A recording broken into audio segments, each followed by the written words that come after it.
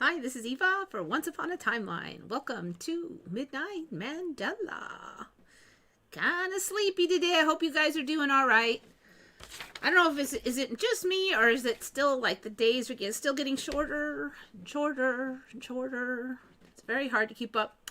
But one thing that has changed for me is that the last month or so, I just need apparently a lot less sleep, and that has helped a lot. Like I'll sleep 2 hours and it'll feel like I slept 6 hours sometimes. So there's days when I just sleep a couple hours, and then other days I might sleep like 4 hours or 4.5 hours is more common. And then if I really sleep a long time, it's like 7 hours. So that's like a huge chain. I've lopped off like 2, 3, 4 hours. So that's actually saving my butt. I don't think I could keep up with everything if it wasn't for that. It's basically the hours are shorter, but I've gotten a few more of them. And it's been bizarre because I keep thinking, well, after 2 hours, I'm like, that's not enough sleep. I need to get some more. But I'm kind of getting used to it now that I'm not going to feel any more tired than normal or anything, apparently. So, yay.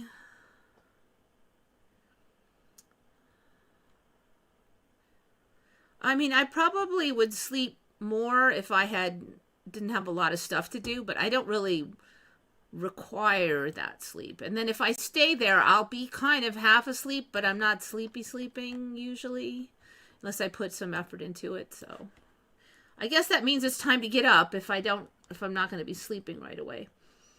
So yeah, I'm kind of getting used to it now. I kept trying to like sleep more, which I could do, but it's not helping me like feel more lively. So what's the point?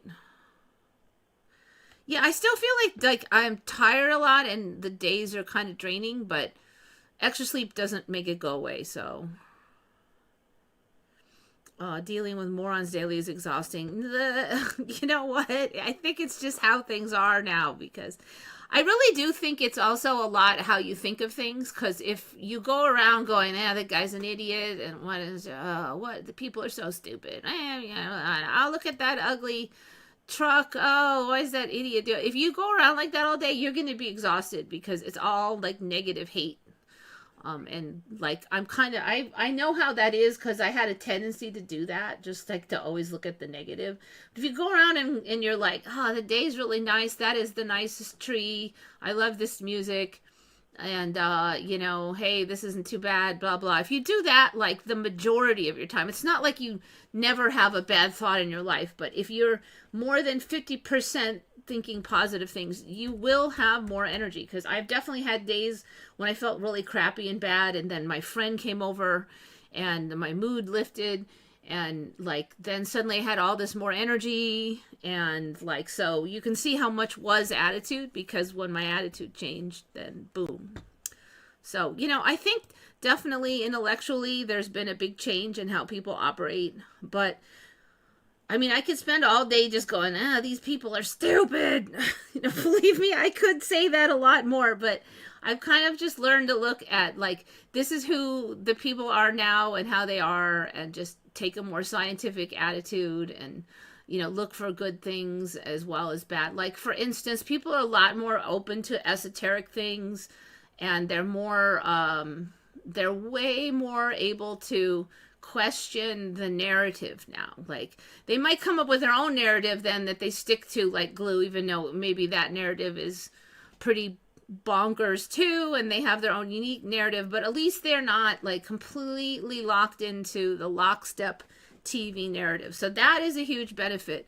And it could just be that people needed to kind of lower their intellectual side in order to make that leap and adapt to a different way of thinking. I don't know if you can hear that cat is not happy with my way of thinking, and I'm going to let her out. Okay, kitty, where are you over here whining? I hear whining, but there you are. I don't see a cat. Okay, where's the fire?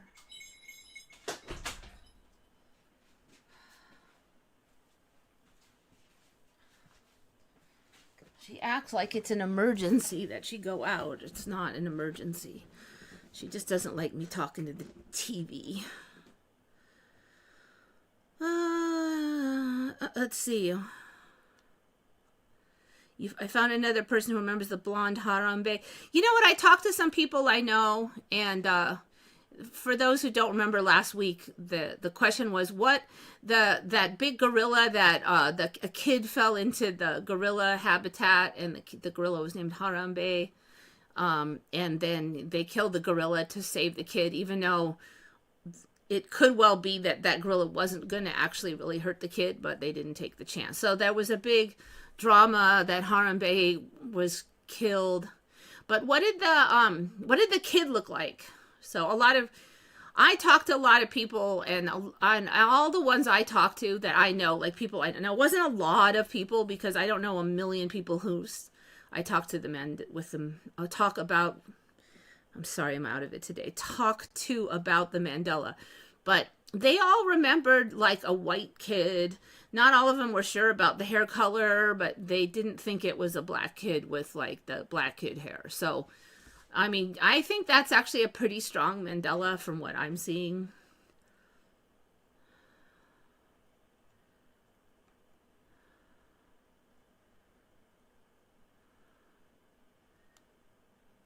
Yeah, so like, yeah, when I start talking to you guys, and it's the worst when you're not talking back. Like sometimes I'm on a Zoom meeting and at least there's other talking, but when I'm just yapping at nobody, she gets kind of like freaked out. I don't know what she's thinking, but she's like, I'm out of here.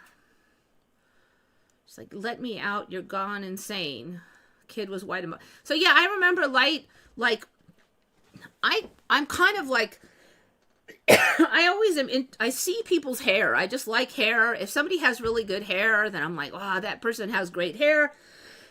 And that kid had the kind of hair I like, which is like, actually the color is not super important, but a really nice platinum blonde is one of my favorite colors. And it was very fluffy because a lot of people who have blonde hair, it's really, really flat. It's just one of the things about having the lighter hair. It usually has a thinner shaft and it just doesn't have the life, right? And then the black hair is like really dark, but it'll have like a thicker shaft. So a lot of times has way more curl and more like fluff, right? So that kid had the blonde hair, but it was fairly fluffy and kind of silky looking. And it had kind of grown out a little, like they had boys cut, but they hadn't got it done in a while. And it was good hair. And I remember that in the sun, it was very light. So there's no way that it was a black kid with the short hair. You know how they just kind of buzz cut it? That's what it is now, or at least last week. It was this black kid with the buzz cut hair. And there's no way because, like, I don't have anything wrong. I've seen some black hair that I really like, but when it's only this long, I don't know if I like it. You can't tell because there's only 2 millimeters of hair to look at, so there's no way I would have been looking at that kid going, oh, that's nice hair, when there's only this much hair. So yeah, it changed for me.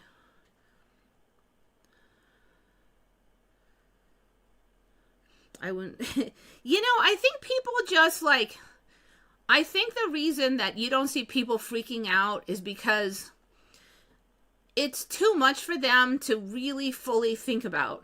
And I've thought about this a lot. Why do people just not deal with it? And I think of things in my life in the past, especially when I was younger. There were some things I just wasn't ready to handle. So I just didn't think about them. I just, like, my brain protected me from it. Like every time I got near to thinking about it, I'd just be like, I don't know. And then as I got older and a little stronger, and then I started to confront these things. And I have a suspicion that that's basically it for the Mandela. It's too much for some people to tolerate, and their brain protects them from it by just kind of guiding them away. And, I think I've said this before. I once had this dream many years ago. I would have this dream over and over, and in the dream, I'd realize I was in a dream, and there were other people in the dream, and I would go to the other people and go, this is so cool, this is a dream. And I'd be like, like, hey, like, look, don't you realize we're in a dream? This isn't real. And then none of them wanted to, like, talk to me. They were always like, and I'd be like, I go, look, I can float down the road. You know, I don't even have to walk, and I would like float. And then like I go, see, look, this is a dream. I can float. And then they wouldn't look. They would never be looking when I did the float. You know, like I'd be doing it, and they were looking away. So I was like, I had this kind of different scenery, but always the same story. Like, look, we're in a dream. So finally, in one of the dreams, I get this guy's attention. I go, look, if we were in a dream right now, would you want to know? And he said, no. And then I realized, well, that's in the dream. I said, that's why they can't see it. They won't look because they don't want to know. And I never had that dream again, to my knowledge, after that realization. So I kind of felt like maybe that was a really important realization that I had in that dream. And although I can't float in this this dream, at least not yet, you know, but maybe that's what it is. They don't want to know. That's why it's too much. They'd rather stay with their group. You know? And there's additional factors, because they're going to have to worry if they're crazy. I mean, there's times I'm like, am I insane? Like, I swear that this was just here, or now it's blue, or not a lot of times, but there are times I'm like, what in the F? A change right under my nose. And there is times where I'm like, oh, maybe I'm just going insane. I'm like, no, I don't think so. But, you know, there is that worry sometimes. So there's that, you know, you have to worry about you're insane. And then if you don't have confidence in yourself, it's going to be even worse. And then another thing is you have to worry about people thinking you're insane. Like I come on here and I say these things, and I know that there are people who watch this go, that woman is totally psycho. I have to be able to tolerate that in order to say it out loud. So that's something that a lot of people just won't do. Even if they have wacky thoughts that they really believe in, a lot of people won't say it out loud if they risk being, you know, labeled insane. Like they'll save it for their homies that can handle it, kind of thing. So there's that. And then there's just maybe doesn't want to know anyway. So there's all these factors. So I think all of those kind of clump together, and that's why you get people just avoiding the subject, you know.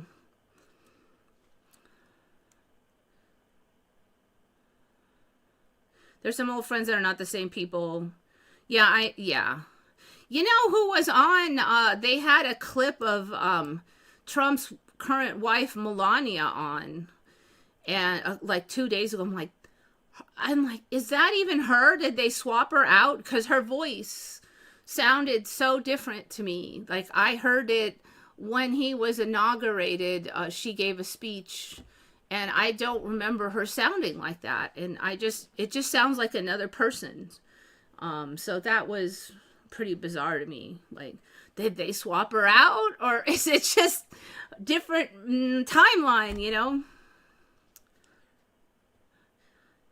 Yeah, you know, I just think it's natural to consider those things. It's just freaky to have things magically change. And if somebody was with you and said, oh my God, yeah, that was just blue and now it's green, then you don't feel that crazy because you've got, you know, corroboration. But if you're all by yourself or you don't have corroboration, it's like, you know, it's hard not to think. It's not like I sit there and worry about it for long, but it does flash through. It's just freaky. I don't know, maybe some people don't have that, but I do think about that.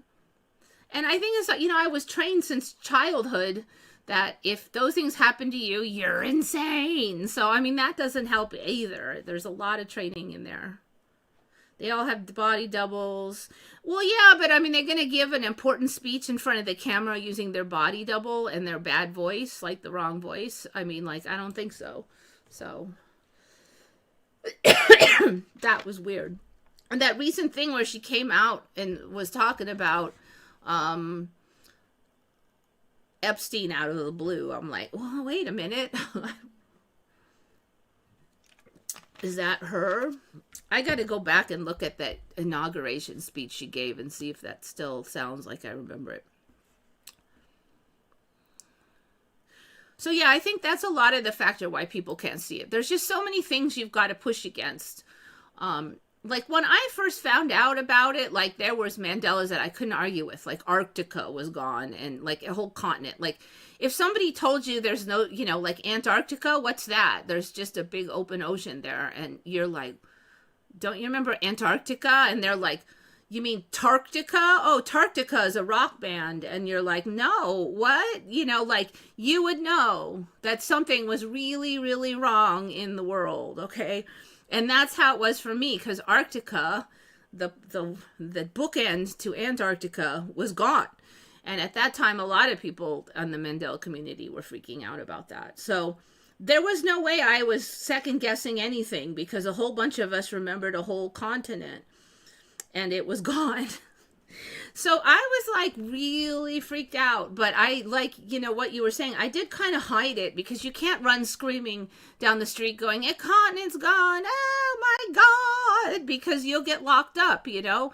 And so I like surreptitiously asked people, and most people that were around me did not know of it. Like they did not know what Arctica was. And that freaked me out more, like a lot more. Now, there were a few that remembered, but then when they found out about that it being gone, they didn't want to talk about it anymore.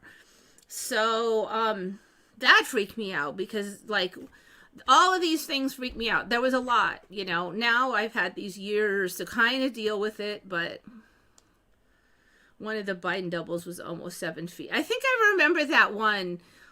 There was one that was way too tall, and they had him like he was under the eaves, and it was kind of dark. And I'm like, I suck at certain things, and then I'm really good at other things. Like some things I'm really good at are things that most people are not good at, and then the reverse. There are things that a lot of people are good at. I'm horrible. So I have like this kind of differential way that my brain works.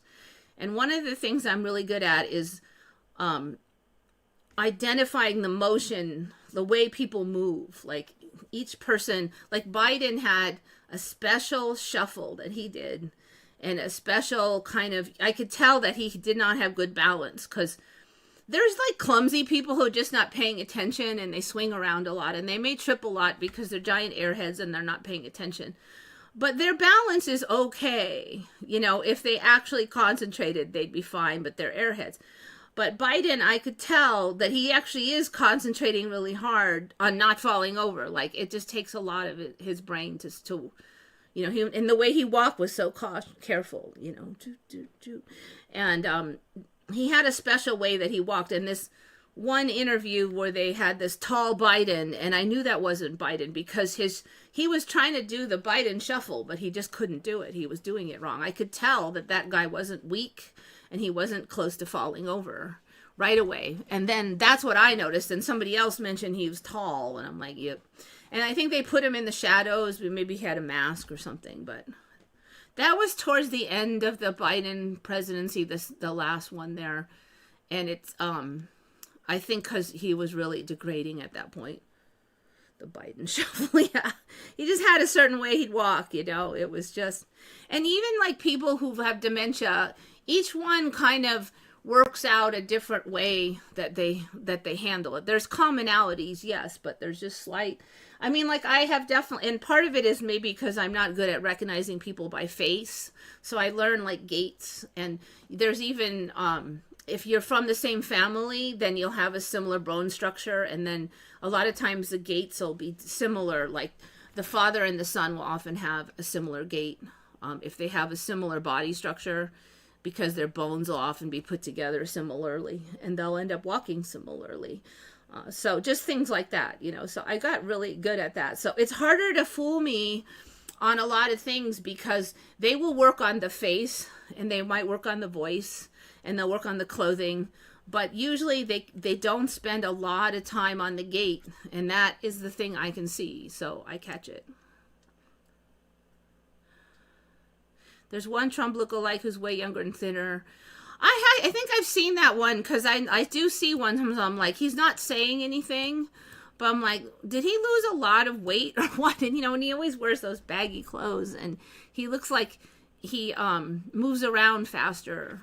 So then I'm like, wait, is this, because he had lost a goodly amount of weight before he ran for presidency the second time. And so I'm like, how old is this video? And maybe it's one of the older ones, but yeah.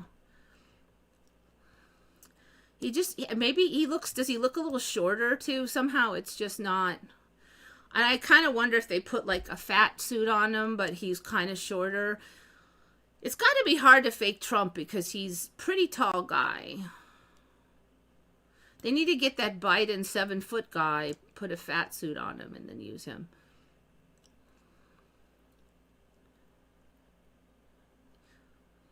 Yeah, it's just, I could see them using Melania to just escort Trump around, like a fake Melania to escort Trump around or do boring stuff. But you're giving a public speech for the whole world that's going to watch, and it only takes 5 minutes. I mean, would you really use a lookalike for that with a weird, wonky voice? It just doesn't seem right. Yeah, I'm skeptical that this was always a thing in my old timeline with the artificial, like the fake body doubles. But in this timeline, you know, even the Hollywood people say they just swap out characters all the time. So, like, people I've talked to in Hollywood said that, oh, you know, this guy got tired of doing this, so they just got a look-alike and put makeup on him, and he learned to behave like that other guy. And so there was even many known cases of that, and it was even easier in theater, you know, because there weren't millions of people scrutinizing it on YouTube and stuff. But so that's like such a common thing and always has been here, that it would be very logical here that they anywhere that there was media, that they would do it. Because in this timeline, all those old conspiracy theories that there didn't used to be much evidence for, now there's tons of evidence for a lot of them, like almost all of them. Speaking of weird stuff, so we looked at this Haihua Island last week, and I just had looked at the thumbnail, and I'm like, wait a minute, it looked a little different. And then so I went to the to the Google Earth, and already I see here that this piece of this, what is this? I don't remember there being another piece of Flower Island out here. I thought it ended here and it was curled in more. Like, it looks like it's already different, right? This is the Haihua Island this is the same one as last week. So,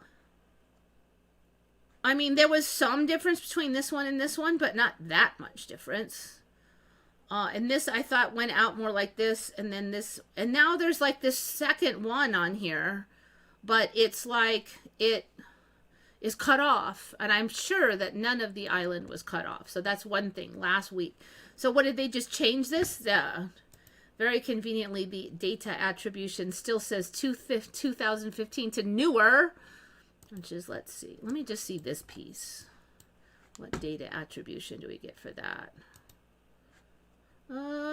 Imagery from 2025. Okay, so it hasn't changed in the last week. I don't think that thing was there. Why cut it off? That's stupid.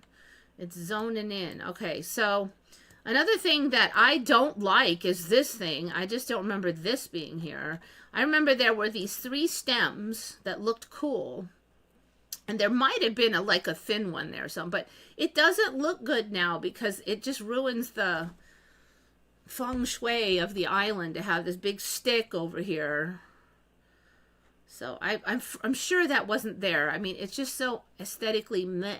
See, like, if you have a stick here, it's just like another leaf. It makes sense, right? But you don't have them from here to there. You know, it's wrong. It's just wrong. Okay, so I think that's changed. And then when I think about it, there's like, there probably always was this, but it's just way bigger here now. So it kind of closes. The petals don't look as good now because they're all closed in. Like, see, these petals look neat, but those... I mean, I see that a road would be very convenient there, but it just doesn't look... It doesn't look as good.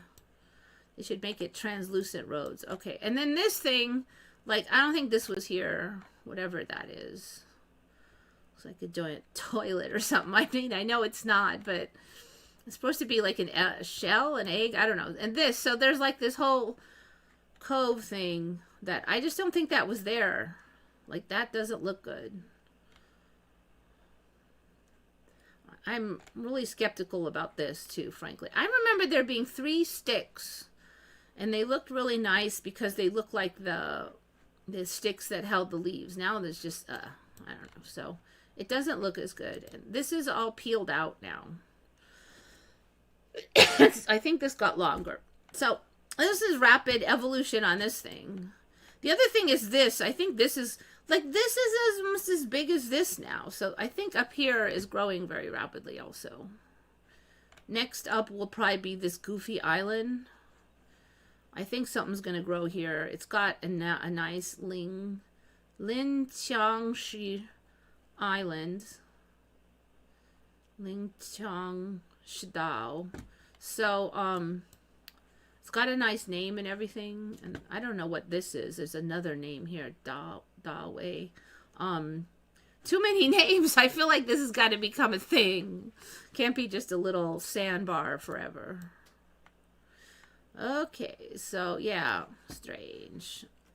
Some of this stuff I looked at in the last few weeks, it just keeps changing. See, why is that piece blurred out? I don't know. The blue color wasn't there and the piece wasn't there. And now it's half blurred out. So yeah, so it says that, let me double check that. But it did say that it was 2025 attribution. I don't think that they've changed this in the last, wait, how big is that? I don't think it got bigger than last week.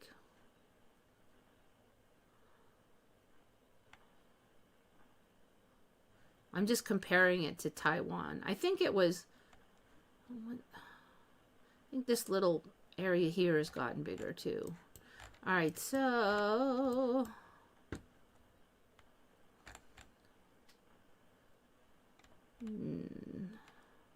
I'm going to have to get more familiar with this thing. If it's going to be rapid evolving. What was I looking at? This is so bad. I can't remember. All right, let's see.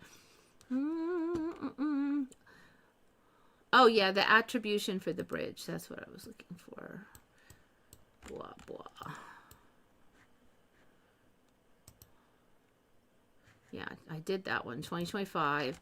What about this one?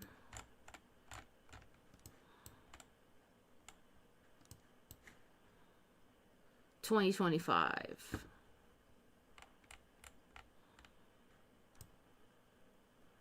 All right, what about this one? I think these might have gotten fatter too, frankly. Like this. Oh, it's a very tall bridge with suspension. Okay. That's also 2025. 4/8/2025. So this was here. Is that also 4/8? Yeah. Same day. All right. Anyway, I think that one's rapid evolving.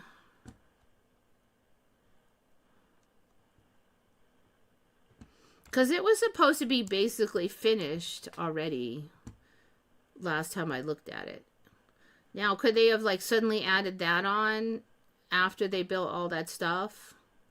I don't think I think they had finished the whole ground part of it before they started putting the buildings on. So there's no reason, like, why is this shaded out, as you said? That makes no sense. And then, but I also feel like this arm has been peeled back.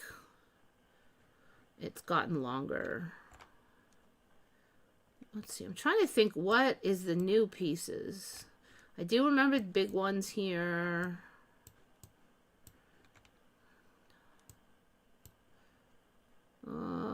I think it's mostly here. I think it had been mostly done. I'm trying to remember if this island was there. This is bugging me. Yeah, I think it was because I remember these stepping stones. Whatever they are. Okay, yeah, that's right. There was weird stepping stones there. I'm sure they're not actually stepping stones, but they look like it. Okay, so there we go. Keep an eye on that one. Another one that's been shifty McShifties is... I almost did this one last week, but I forgot. So we looked at this a couple weeks ago, and I've watched it shift. Like, it shifted a lot even the last couple days after 2 weeks ago show. And then I looked at it a few more times, and this one image really shows me. I don't know if you see, like, does something look really different about this hand? There's a couple things. The first one that I watched show up, it actually showed up the day after 2 weeks ago show, is that the scissor bits, the metal bits, are becoming rusty. Like very rusty. Well, yeah, pretty darn rusty. They used to be super shiny and now they're rusty. Another thing is that there used to be like a brown handle in here, and that's gone. And there's another thing which I haven't mentioned that I would say you'll notice the most on this hand. These like copper colored, like, I don't know what, shore up bits or whatever, they're getting longer and further down. Like, they used to just come over to here, but now they're almost down to the elbow here.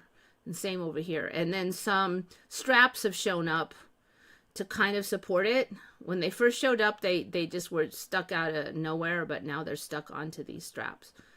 These became more clearly straps. Let's see, what else? I had thought this was some kind of T-square, but now I realize I think it's supposed to be one of those little scissors, like the little tiny snippy scissors, but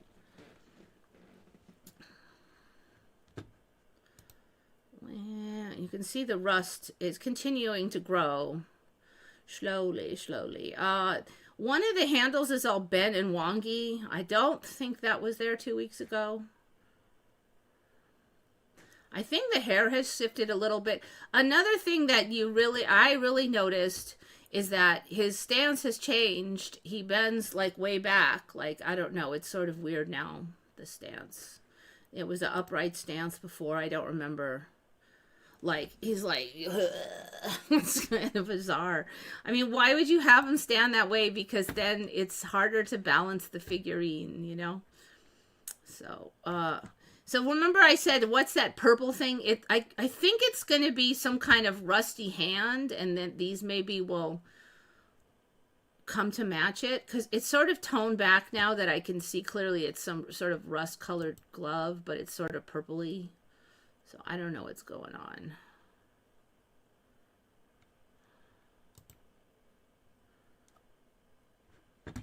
It's still kind of sort of greenish in that one. So there's a leather strap here now that comes into this glove that was not there before. And where these attach now, there's these little leaf-shaped attachment points that weren't there. There is a huge bolt attachment area here now that wasn't there. Some circles showed up on this strap on the butt sling area. So this thing has gotten, like, it was a little silvery thing and it just keeps growing and adding. So it's pretty substantial now. The moon pattern in here wasn't really there. I'm pretty sure that's supposed to be a moon face, but it just wasn't there before. Here where there's stitching, there is now a chain in there that has shown up recently. I also noticed that certain parts have gotten like really shiny. I don't remember him having a shiny outfit, but now he's got that sort of shiny, I don't know what that fabric is, but it's kind of weird looking. It doesn't really have that, it's not the industrial chic look when it's super shiny like that. It's more like a BDSM shiny, so that really sticks out for me. These handles are getting bigger. 2 circles showed up there. There are now 2 little metal things on that foot instead of 1. Looks like circles have shown up on that foot. That showed up in the last few days. The circle rings, that is. You can see that the gold chain here is more substantial. Looks like there's a gold thing here now. I'm not sure what that is, but I see something growing in there. The feet. This one has a metal tip, and then I don't know what this one has, a black tip. It's something bizarre going on with these shoes. Yeah, and then, oh, purple, these purple lashings. That's new. All right. I left out one thing about, especially this hand. Let me see if you guys notice it.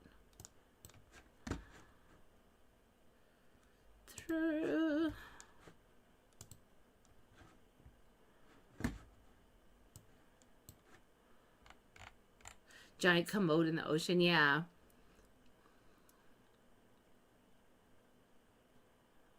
Well, see, here's the thing. They put the island in, they shore up all the sand. The sand has to be tamped down for years. Then you got to put like all that rock shoring and stuff. And that is done before they start putting housing on. It takes years because you have to get that soil compacted. Otherwise, everything's going to shift after you put on.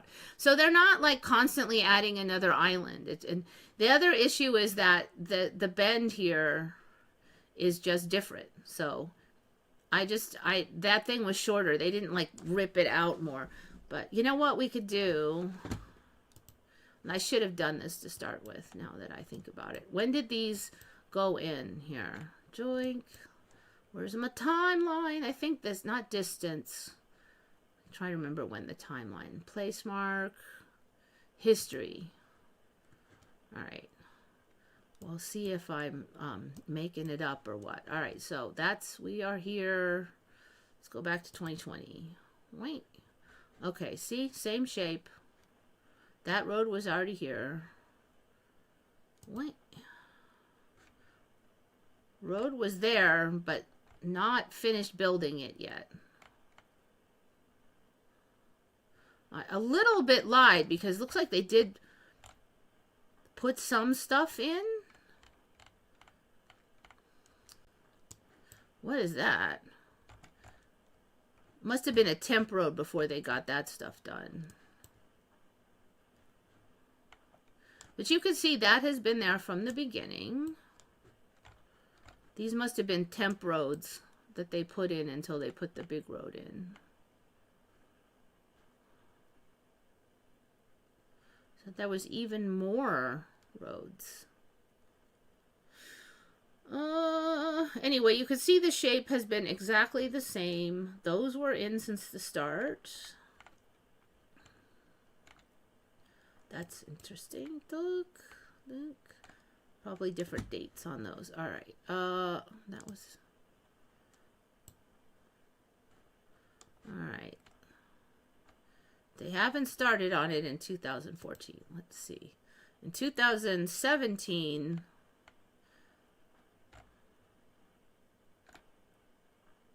Yeah. All right. So 2017. It's pretty. What about? All right, I don't think we have one. Oh, we do have one there. All right, they're just getting underway in 2016. All right, so by 2017, it's basically... Actually, okay, it still fits with what I said because the sand part is done first. They are still putting roads in, but the roads are not going to sit on compacted sand. And those are going to be, they sink the giant shafts into the bedrock and all that.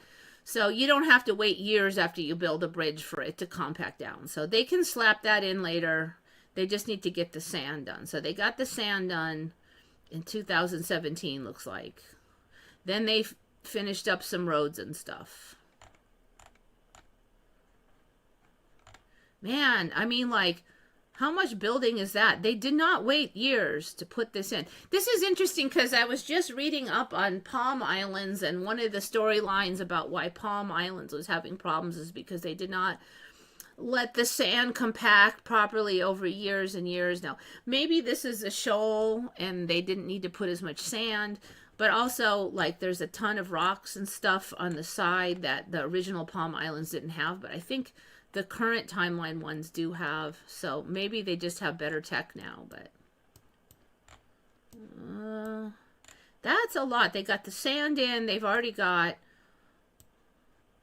a bunch of these buildings in. Man, the Chinese don't waste time. You know how long this would take if this was in America? They've been trying to build a subway system for like 20 years in California, and they've only laid like a mile of track. I mean, like, God.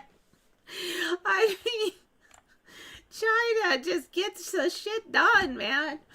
Dang. I haven't heard anything about these sinking or anything. I wouldn't be shocked if that narrative comes, but there's always that narrative because they said, oh, Venice is sinking and it'll be gone in 10 years, and here we are here I am 40 years later, and Venice is like bigger, and it's not sinking. It's like 5 times bigger than it was in my old timeline. So I don't even trust them sinking stories now. I'm like, whatever. The long scissors are longer. Yeah, I don't know. Like, I don't know. Maybe they'll get like Wonder World that was on the Palm Islands will move over to Flower Island.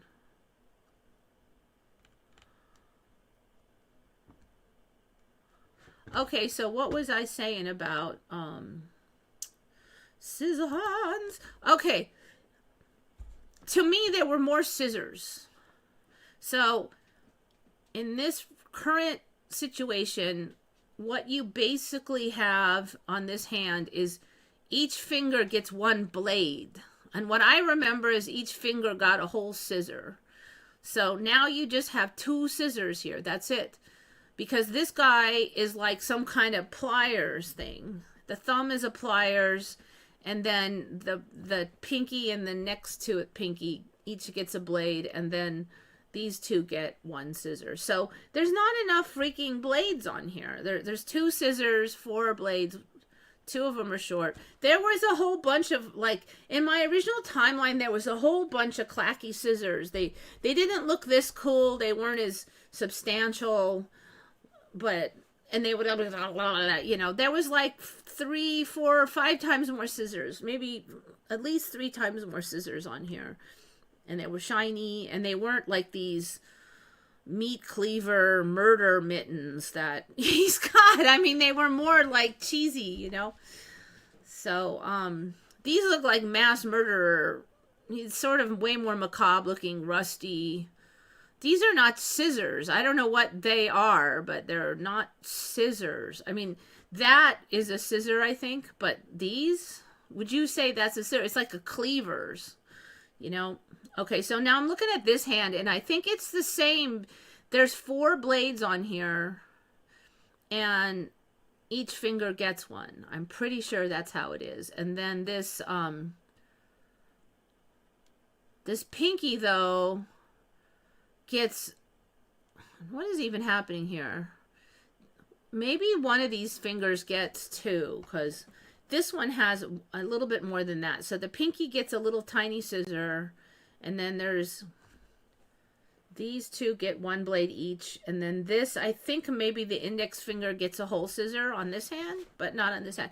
But it's changing because this one just disappeared a little while ago, so we got to keep an eye on this hand.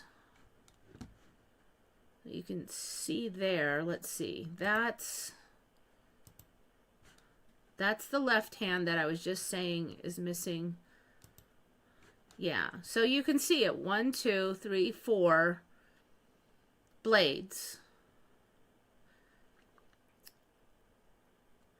And that's not a scissor because they're like just separate blades here. That's really not a scissor either. It's not going, it's just 2 blades. Now that thing is a scissor, and I think that little one, I get confused by this little one because sometimes I think it's a little tiny scissor, and sometimes it looks like something else. It does not look like a tiny scissor at all in that one. So I don't know what's going on with that one. It's like it's magical mystery morphing scissor finger. All right, so yeah, it looks like there's 4 blades there plus the weird pinky thing. So he got 1 extra blade on that hand. Oh, this is interesting because this finger now there's like this metal knob sticking out there too. So that changed. So he's getting less scissors. They're not even scissors. Pretty soon they're going to go, well, he's not, you know, everybody called him Ezard Scissor Hands, but he's not really got scissors. They just said it that way so that kids would feel more comfortable. Okay, I'm starting to see these handle things now make more sense because these rods are hooking up to the handles now. That it looks like that's how it's going to work. It's going to make more sense. See, this one is hooking up to that one. That is new. This one hooks up here with this giant bolt thing. That's new. And I think the little one hooks up there. Oh, there's a bolt there.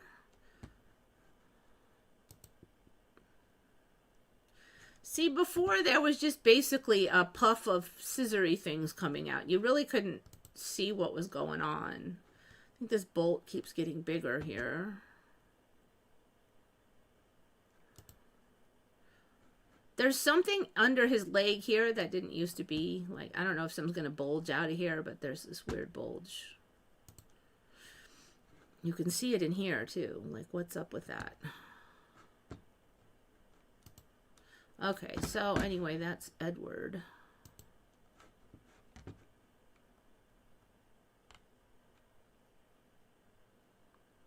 Was on the panel with an extinctionist Indian this morning. An extinctionist. I don't know what an extinctionist is. Extinctionist. What does that mean? What does that mean? Extinctionist. Extinctionism. A political and ethical belief that the extinction of humanity is necessary to end suffering and allow the Earth's environment to recover. Okay. Yeah, there's a lot of that now. I don't exactly know how that developed. It's an interesting concept. It's because if you look at nature, I feel like what we do is actually what animals do normally. Like all the things, pretty much all the things they complain about. Like, so if you get like cats and put them on the island, they breed as much as they can until the island is completely full of cats. And it may mean that 90% of the bird population will get wiped out because the cats will eat them all. And they'll have a really heavy impact on the island, and it'll become Cat Island. And that's totally natural. And like all the animals do it. I mean, if rabbits can find enough food and there's no predators, pretty soon there's a bajillion rabbits and they eat all the plants and it can become a desert. And it may eventually end up that mass starvation of rabbits when they suddenly run out of food. It is completely natural behavior. What is not natural is any efforts to curb that, because in nature they just do it until like they run out of rope, basically. Whereas you have like China going, hey, maybe we need to dial back breeding, whatever. That's what's unnatural, is any efforts not to do it. But they act like when we act like animals, it's unnatural. No, that's our natural behavior. It's completely natural. We were made by nature. We were developed by nature. If you believe in the spiritual stuff, then it's not like we somehow cheated through that. We were meant to be here. Now, that doesn't mean we don't have work to do, you know, but at least I think that there's improvements that could be made, certainly. But I guess it depends on your standards, right? I just don't get how it's not natural. We're obviously, because we're different, because we have additional complexities. But then if you look at like a lot of animal groups, you see the beginnings of those complexities in, like, especially in this timeline with tool use and like sneakiness in like guerrilla groups and tribal warfare with other guerrilla groups and tribal warfare with the dolphin groups. All of that stuff that we do that we don't, you know, we wish to stop doing, they're all natural behaviors. So that's why I don't really get that. Oh, so what's the suffering? We're going to end the cat's suffering, so we'll suffer. The cat is elevated above us. The guppy is elevated above us. No, we're all being natural creatures. So I don't buy that. And then now with the Mandela, I'm like, this shit just shows up, you know? I mean, like, it is all spiritual. There's no way. So I had never heard it called extinctionism before, but there are a lot of people in California like, oh, humans are a pox on the land and humans this and humans that. And it's really easy to get sucked into it. Like, we suck, now we're blowing up other countries because we're greedy. And but you know what? I don't like it. I think it's evil, but I don't think it's unnatural, because if you look at dogs and stuff, man, they'll like a pack of dogs will go and they'll pick on some weak dog and they may kill it or they'll steal its food. That crap happens all the time. It's 100% natural behavior. I think what we want to do is become less natural.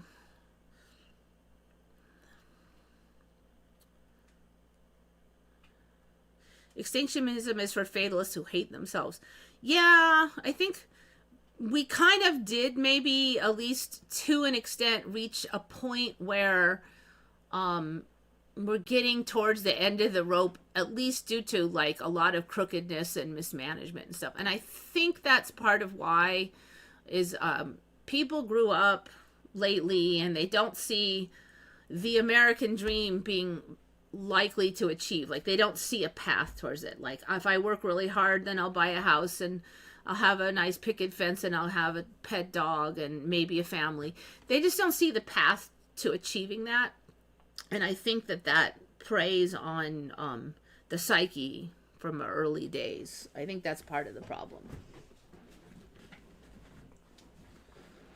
And so it gets this, and I think there's a lot of other things, but if you remember when I covered that rat hotel thing where that guy did that experiment with the rats and once they were given a lot of food and stuff, and once they got a certain population, they got all weird and self-hating and they stopped breeding, even though they still had room and they had plenty of food and everything because he would provide it. They had everything they really needed, but they just got weird and they actually went extinct. Now, we're a little different because they were like locked into this one area, whereas humans, like, I can say, screw this, I'm moving to another country, I'm moving out there. There's like, we have more agency. So I don't think it's as cut and dry as in the rat hotel. But I from that experiment that I am very suspicious didn't used to exist in my old timeline, but from that experiment, you can see the behavioral similarities, shocking levels of similarities. The cats have been eliminated from Japan's cat islands. Yeah, was that you on the comments talking about the cat island, or was it Jackie? Because that was on my mind when I picked that example. There's no solution to suffering because it's not in our control. I think our own suffering is, because you do have a choice on how you look at things. And it's not always that easy to just change your habits on a dime, but a lot of it is habit. And I know I've told this story before, but we used to like to go hiking in LA, and it was a little harder because there's not that many places to go hiking. But a friend found a really cool one that wasn't that far to drive, and it went along this river.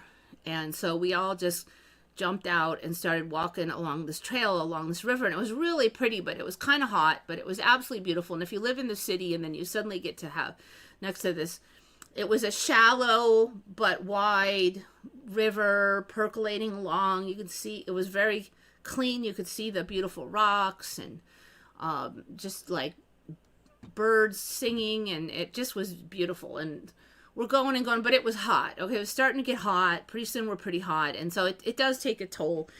And then as much as I enjoyed it, I was starting to get really hot. And on the way back, the trail was getting a little hard to find. And finally we're like, screw it. Let's just stomp through the river.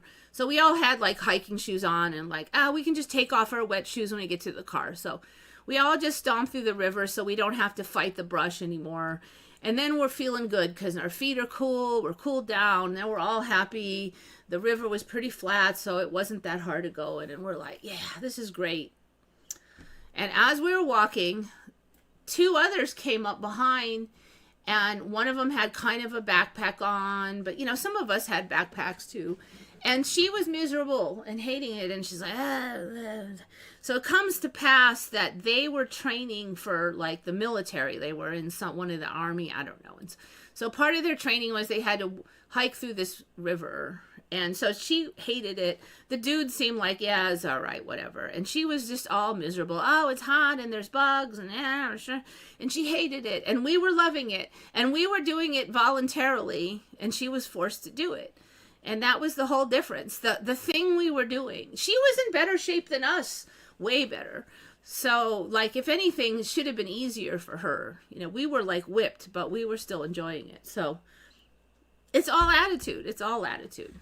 Could she have said, you know what, this isn't that bad. I chose this. Look at the beautiful trees. Yes, she could have. It's not easy to just switch on a dime, but she could have.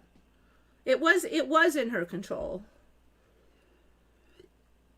It's just controlling yourself takes a lot of practice and effort to do. It still is in your control. Like, if there's chocolate cake sitting there and I eat it, and if I said I couldn't control myself, that's a lie. It was hard to control myself, but I could have. I mean, nobody like took my hand, my back of my head and slammed my face into the food and stuff. You know what I mean? Like, it is in your control. Now, other people suffering, there's a minimal of amount of control you could do, because, I mean, you can try not to be mean to them and those things, but they don't have all the control. There are lots of people, you're saying the evil entities have all the control. No, they can't control your thoughts. They could try to influence you. Somebody could say, Eva, just go ahead and eat that chocolate cake, dude. It doesn't matter. Life is short. Okay? But they didn't make me eat it. They could even lie and go, that has 0 calories and it's good for you. But I mean, come on. I know it's probably a lie, you know? I mean, like,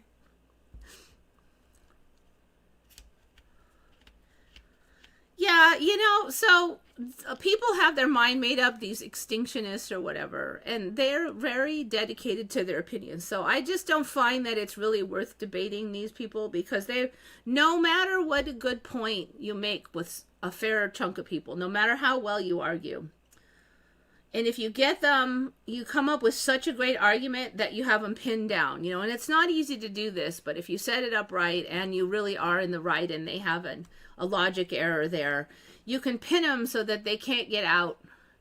And so I'm thinking, that's it. I'm winning now. This is classic, you know. They'll just come up with some weird Hail Mary baloney thing. Or they'll assault you. Well, you're just stupid and you don't know what you're talking about. There's always some dumb thing they'll do to get out of it. You can't win. It's impossible for those people. There's other people who have an opinion, but they're open to considering other opinions. Those people are worth having a conversation with quite often.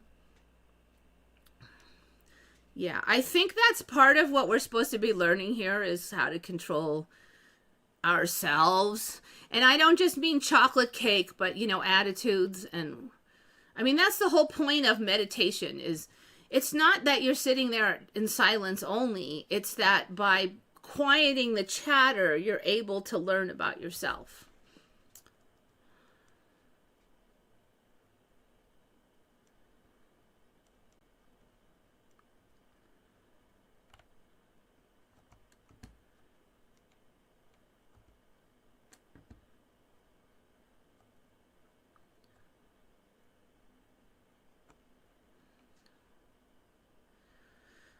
So, you know, we definitely see these mindsets that take group think, you know, that if you grow up in a family that teaches you certain things, and then the whole community teaches you certain things.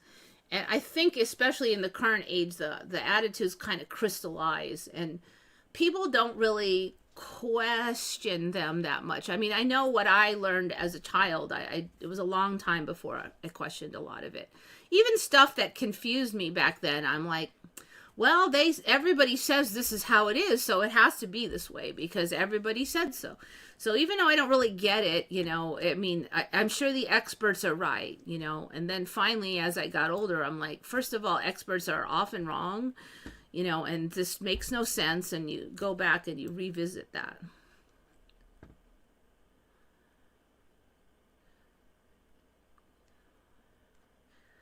Life isn't only pain and suffering, though without medication, it can seem that way. It always can seem that way, even if there's nothing really wrong with you. Like, even if there's no special pains. Believe me, I'm an expert at swifting back and forth. I've definitely had a long stretch of my life where I thought very negatively. You can make yourself miserable. I think that society basically gets us started on these ways of thinking when we're very young. I have a suspicion that the low quality food and nutrition deficiencies and other things are degrading brain function, making it more difficult. Then you get all this, and it kind of spirals, right? The more difficult brain function, then that group think becomes more negative, and then you're more indoctrinated in the negative, and it just kind of goes around there. There may well be a spiritual aspect of like an umbrella gestalt in the area, and that also contributes. So it becomes more of a sticky trap, I think. It can, if everything is very negative in your area. But it doesn't mean it's impossible. Like, for instance, going on a diet is a lot harder if all your favorite foods are in front of you 24/7, right? Or if you have control more, where you can get everything out of your house and there's nothing really tempting you, and the store is a long way away, and after 10 p.m. it's closed, then you're gonna have, it's gonna be easier to control yourself, right? So what we're in the situation now is that society is making it harder because the negativity is everywhere. The chocolate cake is always under your nose, you know?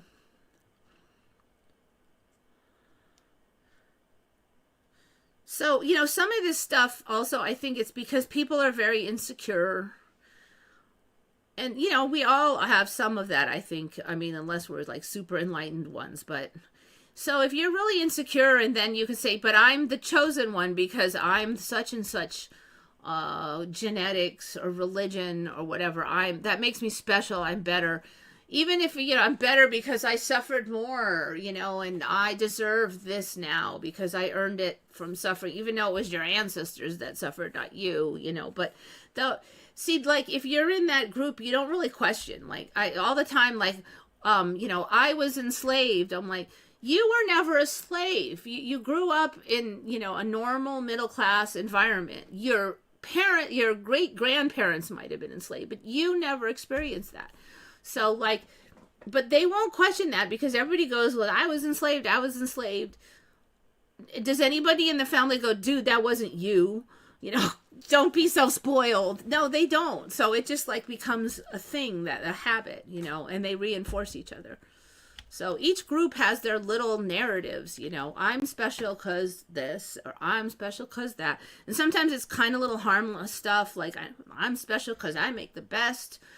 Like one of my relatives, she swears she makes the best cake. It was some kind of cake. I forgot what. But she swears, I'm like, I don't think it's very good, but I keep my mouth shut because her whole identity is based on this cake. Or no, not her whole identity, but a lot of her identity. It's fairly harmless if she thinks she makes the best cake in the universe. But if you think you're the smartest person in the universe and those other people are inferior genetics that should be eradicated, now it's kind of a problem, you know? He wants to ditch civilization and go back to primitive ways of living.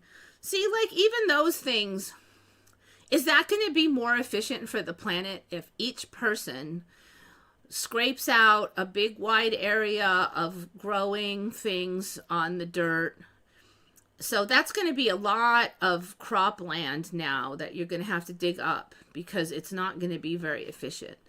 And then, like, to divide the labor up, that's why villages are made. One shepherd watches all the sheep. You don't have to watch the sheep and raise the pigs and the, you know, that's, so I think there are definitely advantages to having a more natural way of life, but as far as the environment itself, I think people aren't really thinking it through. And beyond that, you know, there's people who just can't do it. It's extremely difficult. A lot of people get this whole attitude like it's not going to be hard, and it's harder than hell. You work sunrise to sunset. Physically, a lot of people can't do it. You have to be pretty darn smart.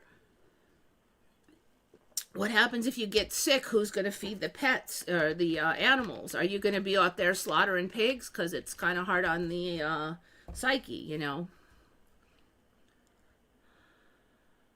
So as far as certain races having more poor people, you also have to look at like, well, you know, maybe that's because that country has very few resources. They have a lot of like pests in the soil that ruin brain function. And then other countries have bombed them back to the Stone Age like 10 times in a row. And now you look at them and go, they're not doing too good, but it may not be because of genetics, you know. So that's another thing that I see a lot, that take a snapshot of the last 5 seconds and not consider the other 500s of years of history that caused it. But then if they come around and say, well, I suffered for 500 years, so I'm better than you, that's really just a reverse error of the same error the first guy made in reverse. It's still an error. But good luck, you know, because they'll argue forever. They're so attached to their reasoning that you could go around and around and around. In the end, it's this, that they pick something that is them, like attributes about them. And then they say that those things are better than others. And everybody who does that, and that's one thing that's a little bit different now, but historically, that's how it would work. You would say, I'm better because I got this race, and I got straight A's, or I ran the track faster than you. I'm better because I kicked that guy's butt and you're wimpy. I'm better, you know, because I got all the patches for the contest. I sold more candy bars. Whatever. There's all this list of things that people in their mind, I'm better because these. Like, I am special. And sometimes it's fairly harmless because it's just a little bit of ego. And sometimes it grows humongous, you know, and becomes very toxic. One thing that has been weird lately, though, it has been this, like, I'm better because I suffered more. That has become, like, way more popular. And then there's been this weird thing where, like, I'm better because I recognize that guy's suffering more and I elevated him, but yet that makes me better than those guys over there who didn't elevate him, so they're racist, right? Because they didn't elevate this guy. So there's kind of a weird extra complexity mixed in there. But it still comes down to I'm better than you. Even in some ways they may bow and scrape, but then they're still saying I'm better because I did this. Yeah, it's weird. That the victim thing, that has been kind of new for me. That's like a new spin. And maybe it's just because life has gotten that hard, you know, that it's easier to be a victim than it is to be successful. And part of that, I think, is environmental for sure. Like, I don't want to come off like I'm blaming the kids. It's obviously environmental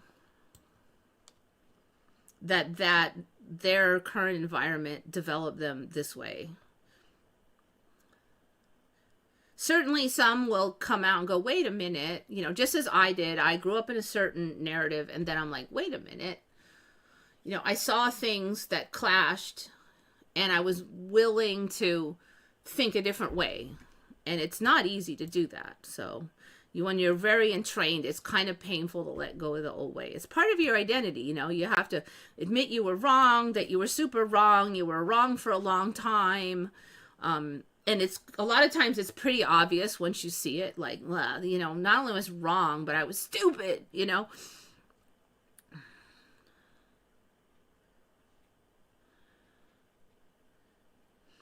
Yeah, certainly I think online has it influenced it. There's a lot of factors that have gone into this. All right, this thing. Oh, I think who was this? I'm glad I talked an hour and 20 minutes and I hardly did anything. Here I am worried I wouldn't have enough Mandelas. Primaco toothus sulcus. I think I saw this online a while ago and I thought it was fake, but there's this squid that has these it looks like human-like teeth. Let's see if I can open this link. Now, when I looked into this, it's actually not teeth. They're like some kind of little flappy parts that help manipulate food or something. They're not like Sharpie teeth, but they look just like human teeth. Ever since they had that viral image of meme where they were putting human teeth on all the animals, this weird human teeth looking creatures have been shown up. So that one came from Taro Eto, our friend in Japan.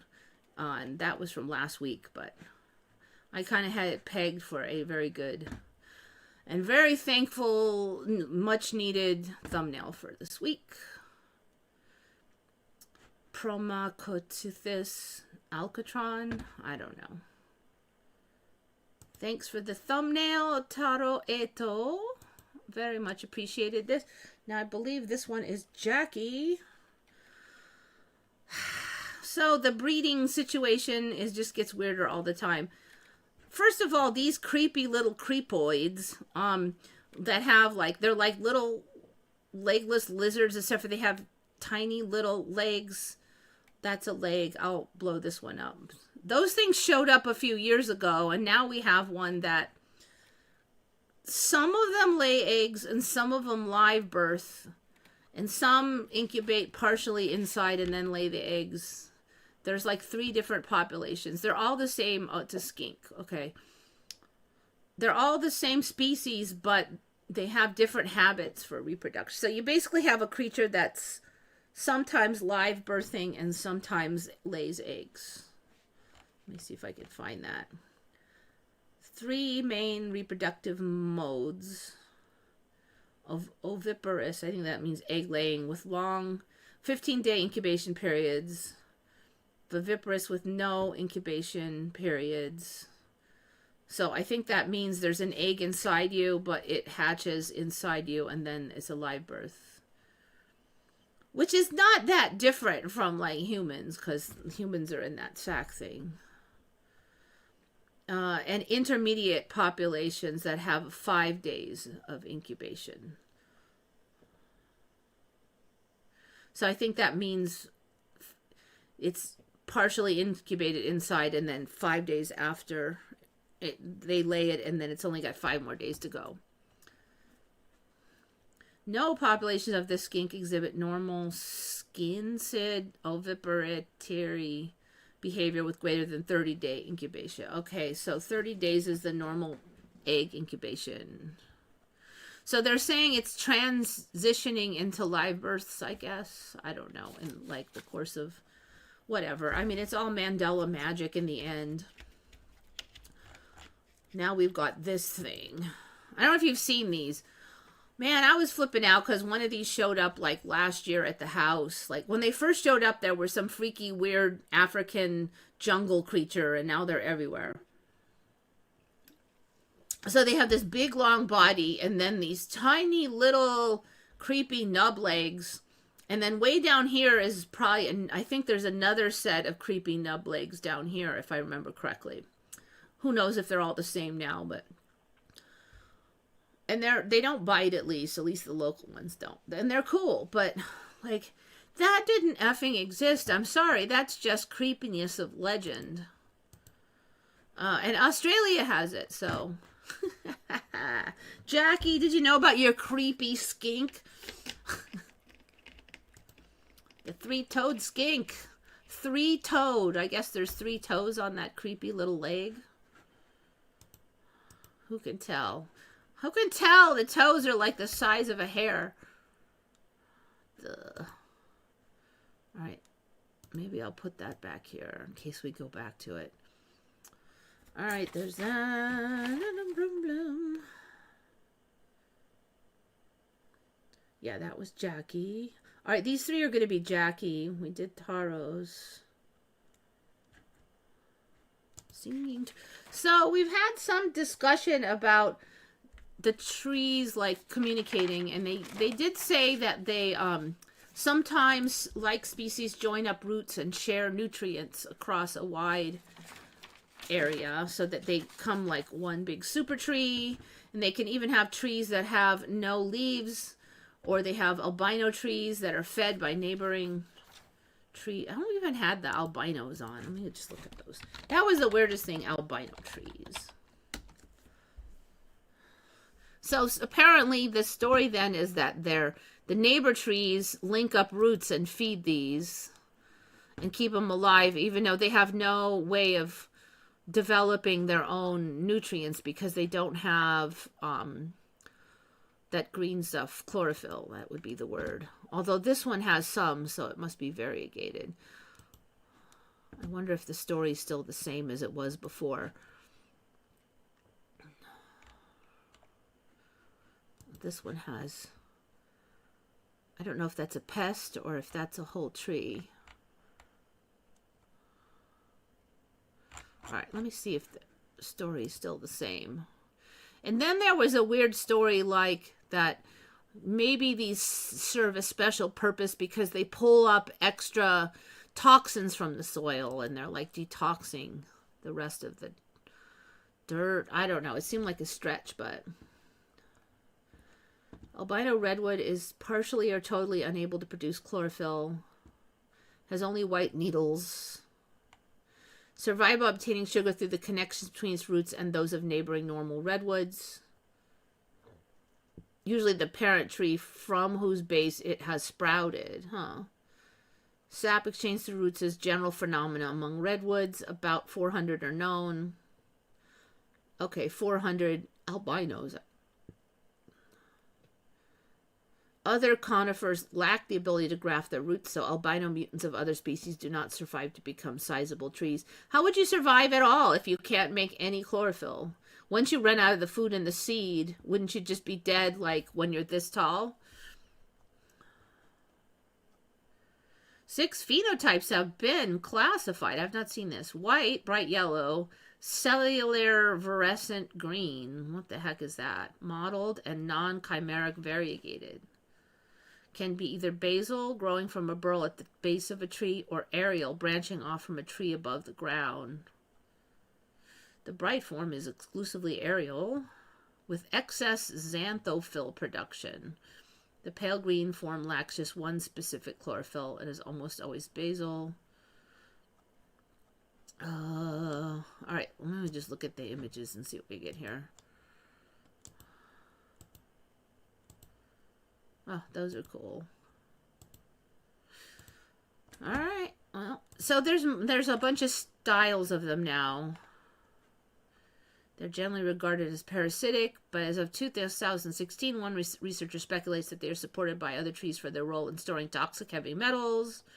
Albinos apparently accumulate more metals than normal trees because of defective stomata, which cause them to lose more water through transpiration, forcing them to compensate by taking up more water through their roots.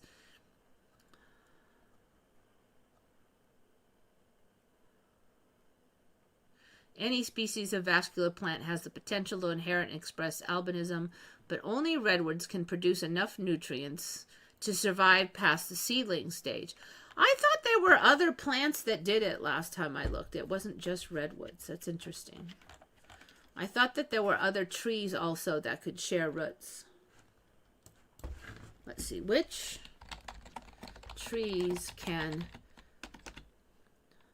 types of trees can link root systems and share nutrients?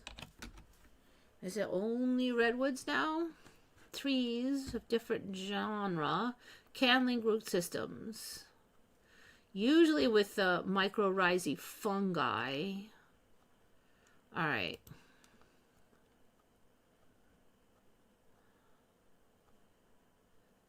All right, these are some that share specific things called, like Douglas fir and ponderosa pine can share phosphorus. Black spruce or birch receive support from mature trees of the same or different. So there's other ones that can do it.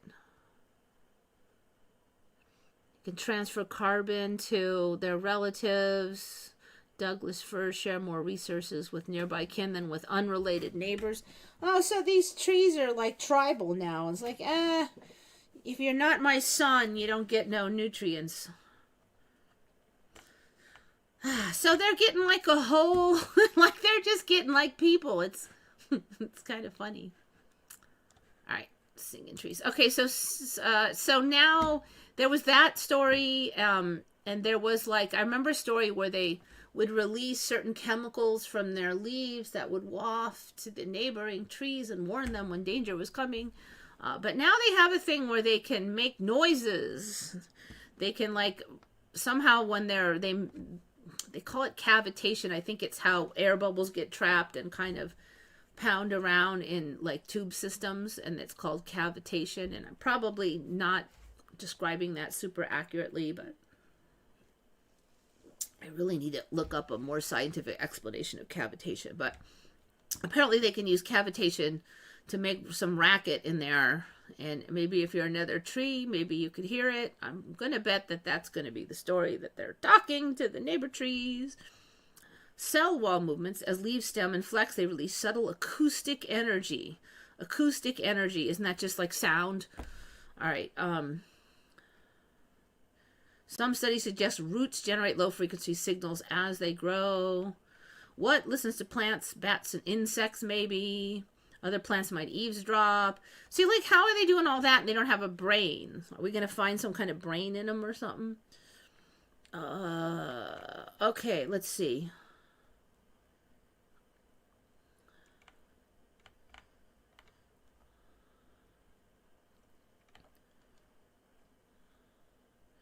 Ancient herbology claimed uprooting mandrakes caused deadly screams. Modern experiments show that they emit small pops like cavitation bubbles bursting. I have never heard that a mandrake screams when they're like... A lot of the old wives' tales, I'm like, I wasn't even in the timeline where that wives' tale exists. Are we anthropomorphizing plants? I'm not even going to go there because this is obviously the timeline's direction is to have them more sophisticated.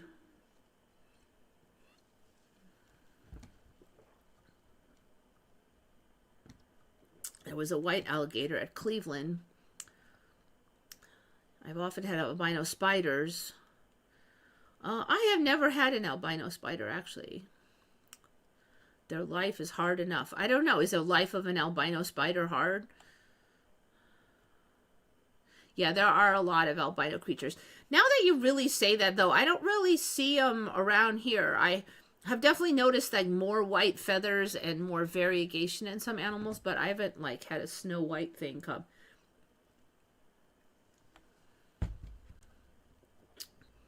We have legless lizards. So those aren't really legless because they got those little mini stick legs, which is more creepy than not having legs. Like, what's more creepy? Somebody's missing their arm because they lost it in an accident. Or they have a little nub arm, like a little alien nub arm. I'm like, I'm sorry, but the little alien nub arm is way more creepy than just missing an arm. At least in my opinion. Because one of them is just you're lacking some of them. One of them is you have a creepy alien arm that shouldn't be there because it's alien.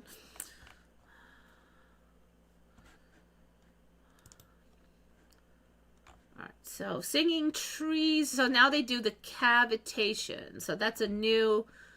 We're going to find out they're super geniuses that do like Einstein math through their smells and cavitation bumps. Magic electrical signals, and we're just dumb. That's what's going to be next. All right. So that was Jackie. Good fight. Okay, another Jackie. Rolandia Roland bird.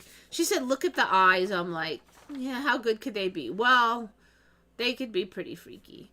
I mean, if you were sleeping and you opened your eye and this bird was looking at you with that eye, would you not lose your crap? I'm sorry, but that is the creepiest demonic eye. I'm like, how creepy can one eye be? Well, pretty damn creepy. Run for it. Even the front on view, it's creepy. Rolandia Roland bird. Let me see what is even up with these creepy birds. Oh, it's, wait a minute.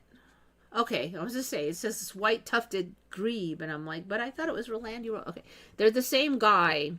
Also known as Roland's grebe, is a species of grebe in the blah, blah, blah family from the southern half of South America.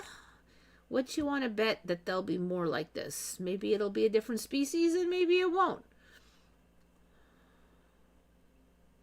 Almost flightless. Oh, that's interesting.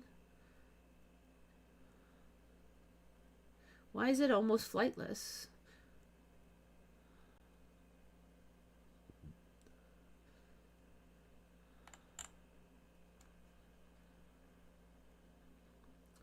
Okay, South America for now. Brazil, Peru, Argentina. It occurs as a vagrant in South Sandwich Islands and South Georgia. A vagrant. What, it's not paying its rent? Is it getting free handouts?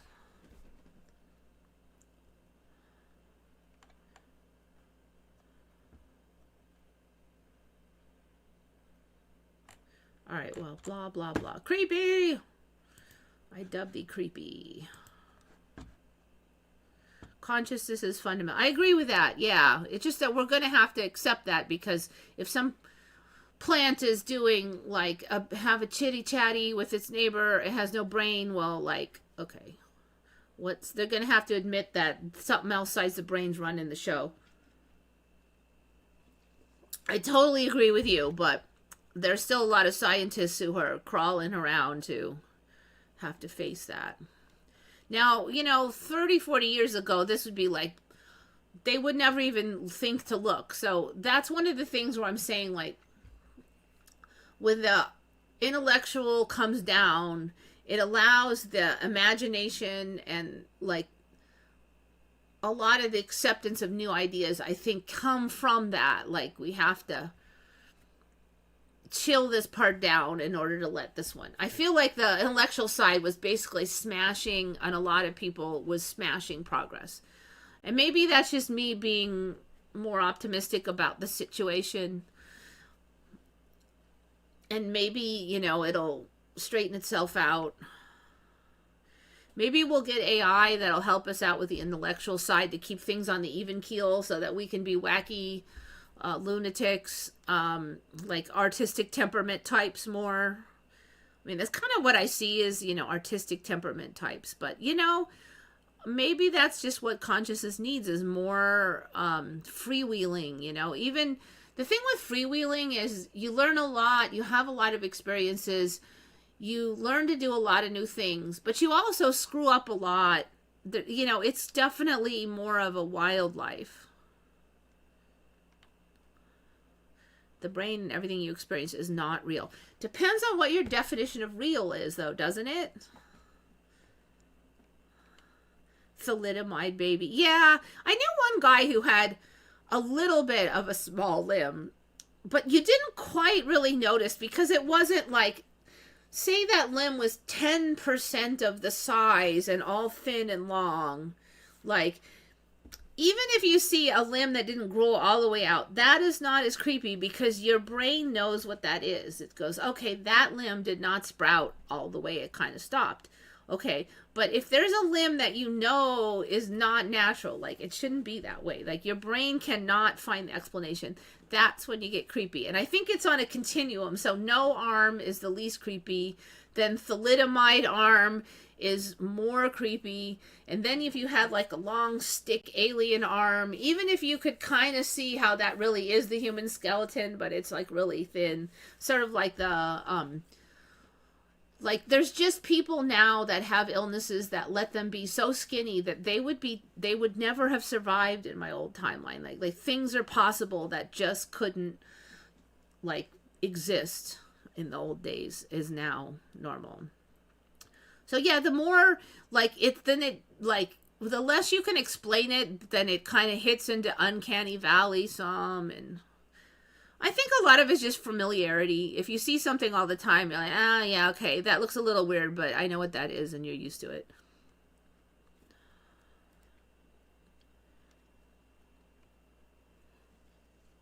It's psychological manipulation from the evil entities who create reality. I really doubt that because, like, why did ice cream and swimming pools and beautiful summer days and butterflies and all that, why did all that get created? There's a whole bunch of beautiful stuff. And one of the things is like learning to see those, you know, because I can really see, like, when I'm in a good mood, I look around and I see all these awesome things. There's all these awesome things. And sometimes it's the smallest little thing where I'm like, you know, that, like the other day, I had this bubble wrap and it was really white and the light was shining through this big roll of bubble wrap. I'm like, man, that really looks so beautiful because it's pure white and the way the light's shining through, it just looks so cool. But when I'm in a bad mood, I won't see that. I will see there's a spider web over there. What a mess. You know, it's the same. They're both there the whole time, but what do I concentrate on? There's so many amazing things. And like, when I'm in a bad mood and somebody does something kind of crappy and humanity sucks and that guy's an idiot. But then if I'm in a good mood and I might go, well, you know what? That guy made a mistake, but he was sorry and his heart was in the right place. And he did the same thing, you know? It's attitude. I do think there's trickster entities, but there's the other side too, you know? So which side do you pay most attention to? Are you looking at the spider web or the pretty bubble wrap? You know, like, and when you're in spider web mode, what do? Do you just roll in it and like wail around and stay there? Or do you go, okay, wait a minute, there are good things? Do you try to paddle the other way, or do you just fall down and let it happen? You know, so that's what I kind of mean by you do have a choice. Even when things suck, how do you respond to those? Do you just completely give into it, or do you go, okay, we'll try to get in a better mood? What do we do here? I mean, it's not always easy. It's actually easier to just lay down and give up and, you know, let it roll on its own. It is easier to do that. But long term, you know, you get more advantages from trying to learn a better way. It's sort of like, you know, like working kind of sucks during the day if you don't feel like doing it. But if you spend a lot of time thinking, well, then I'm going to go out to dinner and I'm going to have these nice things, then it doesn't seem that bad, right? It's like, wait, this is really not that hard. What else was I going to do anyway? A lot of it's just attitude.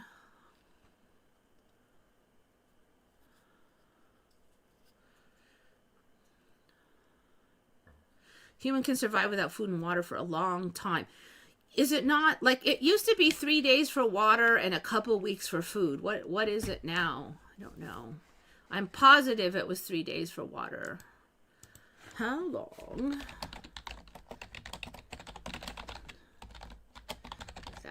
I mean, obviously it's going to vary some if it's like the middle of the boiling desert or a nice 75-degree day in the shade, but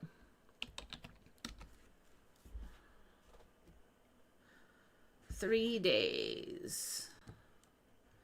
Up to 7 days. Okay, that's interesting. I've never heard anything more than 3 days. When I think about it, it's kind of silly that they would have that. So I guess I kind of thought, you know, maybe it's only 2 days if it's the desert. 3 days. It goes 3 days. 3 days. Or up to 7 days. Wait a minute.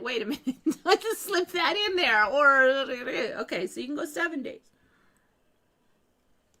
Okay, yeah, health makes a difference.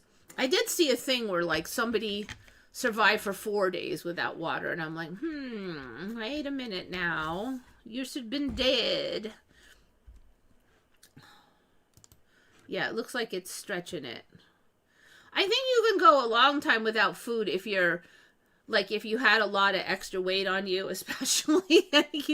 And you still had water and you were reasonably healthy. And you could probably go. My shoes are all under here, all messed up. I have lost one of them. There it is.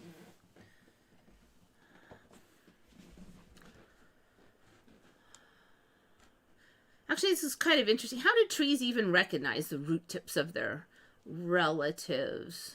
Like, how would they?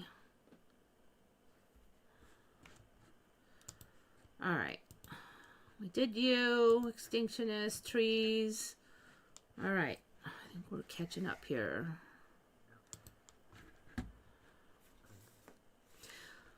Yeah, no, I think that there's two energies, and it's kind of like maybe humans have broken this down into good and evil. It's the destructive energy that tears down, dislikes, the chaos force. And I think there's the creative energy, which we think of as the good energy, that is, more I think about it, I don't think the evil energy entities can control the reality, because I don't think they can create. Now, there's certainly people that have some of each, so that they create, but then they might sabotage what they create. I think the president might be a good example. And in some ways, he has built a lot of buildings. He's got that side to him, but now, the more he goes down the angry hate path, the more he's just destructive, so you could see the sides swing depending on what energy he moves more towards.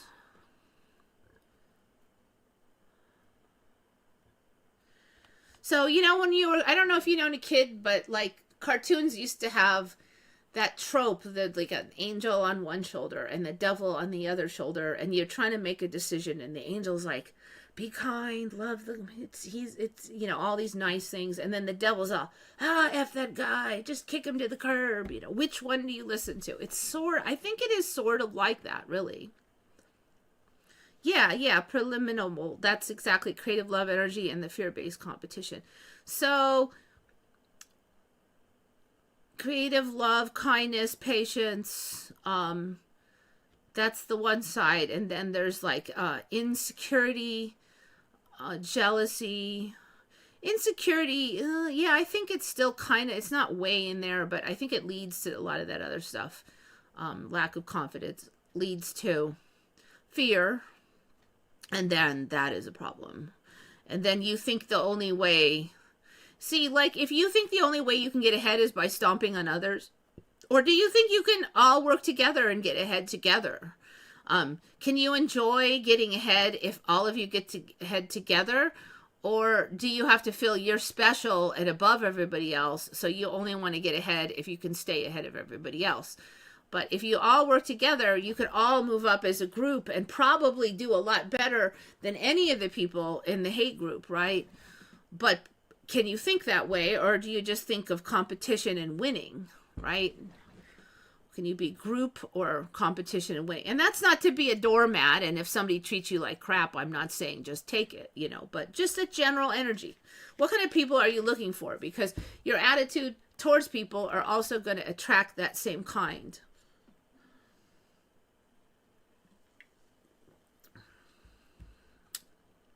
The guy who joins our panel and claims that evil doesn't exist. I think it depends on, again, what do you define as evil? So if you want to say that you're hardcore chaos force, anger, hatred, that I think is what we usually call evil. Like they can't very much, they have very little of the positive force, so they tend to destroy what's around them. They can't really create. They can steal, they can cause angst, they lie, they're not aligned with the truth. And I think that's one of those where like attracts like. So because they're like that, they attract that. And then when they die, I think they just go with others of their type. And if you put a whole bunch of those types together, because the energies all go together, they attract, then it's going to be a hell world, because everybody's trying to backstab everybody and scrabble and cheat, and you can't even rest because people are trying to destroy you all the time. That would be hell. But if we all got along great and everybody just helped themselves out and did a reasonable amount of work, like the utopian socialist environment, then it could be a great world. The problem is that a lot of us are not that kind, loving, caring that you could pull off that, at least not currently. So That's why socialism doesn't really work, because we got too much selfish in us, right? There's got to be some motivation other than kindness for the world. That's just how it is, at least currently. There's swinger women who believe jealousy is a mental illness. You know, these people, they say that, but I'm not saying all of them, but I've definitely seen a lot of them say that and then say he goes out with another girl that's more good looking and then spends more time with her than the original. You think they're not going to be jealous and angry? A lot of times they really are. So suddenly there's the jealousy, right? So there's that. There's still, you know, you can change this one social rule, but it doesn't get rid of jealousy, usually. I like transcendent role models, people who practice kindness, wisdom, and oneself. Yeah, and that's like the start of it, is you're trying to model yourself after that. It's not like you're going to be Jesus Christ or something, but like I always say, like, which way are you trying to move towards? You know, maybe it's really far off, but whenever you can, you take some steps in that direction, very slowly maybe, or maybe a little faster, you're going to be heading that way. But if you spend all your attention on like this other crap, then each time you're spending a bunch of attention, you're moving that way. And you're going to get, the more time you spend on anger, hate, judgment, and that guy sucks, and this sucks, and everybody's stupid, and the more you feed that energy, the more of that energy you're going to cultivate inside. And then it's harder to get out. It's harder to move back. It's harder to see the beautiful stuff. I mean, it is. It's a lot of work, because I've got this habit of thinking a certain way, and it's really deeply ingrained. And like every time I relax, I'd start doing it again. So especially in the beginning, it was a lot. Like, wait, I'm doing it again. Then, like, it becomes very it becomes very circular, because you can go, oh, I was negative again. I got to stop doing that. I'm such an idiot. I got to stop being negative. And I'm like, wait, I'm being negative about my negative, you know, like it's so sneaky.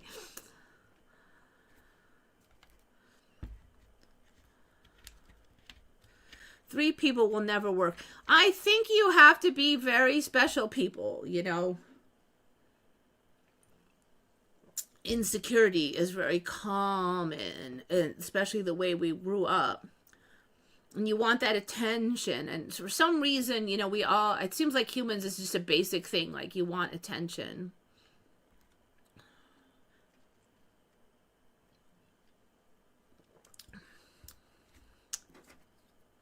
You want to be like, you feel part of the group with that attention, that approval, like that. So then when somebody else gets it and you're not getting it, you like, it's just like this good feeling when people give that to you. Now they're giving it to that girl, you know, and it's like instinctive, I think. Now, I don't know, maybe if we grew up differently, it would be different. Maybe if we evolve a little, it'll be different. But that is, I think, where it is currently. When you're in love with someone, you won't want anyone else touching that person. It definitely does seem that is the usual way. I won't say that it's 100% always have to be that way, but it often goes wrong. Often goes wrong when they don't go that route. Or, you know, what'll happen is maybe you weren't super committed to that relationship, so the fluff was fun and you didn't want to get too sucked in, but down the road you find that special someone, and now that other thing won't work. Like that, what is that polygamy family, you know, the guy went out and got an 18-year-old new wife and spent more time with that one, and all the previous wives that, you know, that were also still married to him, you know, they're looking at this hot chick and he's not spending any time with them anymore, and he gives all his attention to her and agrees with her, and yeah, they're gonna probably be mad, you know, and he's like, just it's natural behavior for men still, you know. I mean, I don't trust people that are envious or jealous of others because they're in low vibration. I agree it's low vibration, but I think there's always going to be some jealousy. Like, it doesn't have to be super toxic. Like, if somebody drives by with a vehicle I really like, I'm going to feel some jealousy. Like, you know what? That's an awesome vehicle. I wish I had that vehicle or one like it. Now, I don't need to have yours. You know, I don't need to hate you for it. I kind of wish I had one, though, you know, but it's not like super toxic because I'm not like, you know, spreading the hate or anything. And I don't feel super bad. Like, it's not fair. The world gave that guy a car and I didn't get one. And he stole my land. And, you know, like, so I think there's levels to things.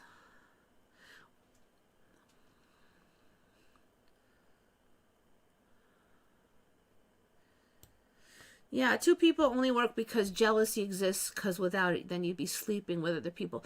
I don't know. Is it really jealousy? Like, if I really like somebody, I just only like that one. Like, it just, I don't know, like, I don't know how to describe why it is. Maybe it's some kind of weird hormone thing, but it's just like, I get a special feeling from that person, and I don't get that. Not that I hate those other people. I just don't get that feeling from those other people. So it's something I wouldn't necessarily call it jealousy, the feeling that I like them. So could that exist still, but then they give all the attention to somebody else, but then it kind of hurts because, you know, I'm not getting the feeling as much. Yeah, I'm going to have to think this through. I think it's possible that I could have that feeling but not be controlling, but I don't know if it would be likely. Maybe if we grew up a whole different way, it could be. I don't know. Sometimes it's just really hard to imagine something that I've never seen or experienced. You know, you think you know, and then if you finally get around experiencing, you're like, oh, this is not at all like what I thought it was going to be like.